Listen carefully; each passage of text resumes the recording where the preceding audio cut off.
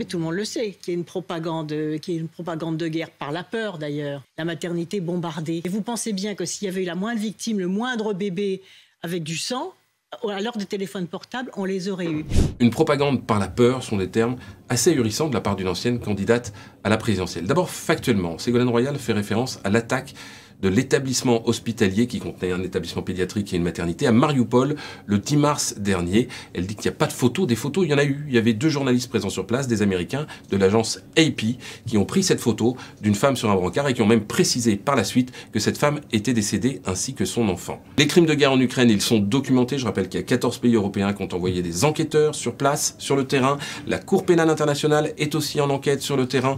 Et puis les associations des ONG comme Amnesty International, Human Rights Watch font aussi un travail de collecte de témoignages et de récits. Et au-delà des faits qu'elle conteste, Ségolène Royal ajoute que cette propagande, entre guillemets, du régime ukrainien aurait fait capoter le processus de paix. Mais enfin, de quel processus de paix parle-t-elle? Quand est-ce qu'elle a vu Vladimir Poutine, depuis le début de ce conflit, proposer la paix? Il faut rappeler que c'est lui l'envahisseur. Or, les propos de Ségolène Royal semblent renvoyer dos à dos ukrainiens et russes, comme au fond si tous étaient responsables. Et c'est surtout cette mise en doute, cette mise en cause qui est dangereuse, parce qu'elle alimente le complotisme, le révisionnisme. Il n'y a qu'à voir ce qui se passe sur les réseaux sociaux. Regardez qui relaie ses propos.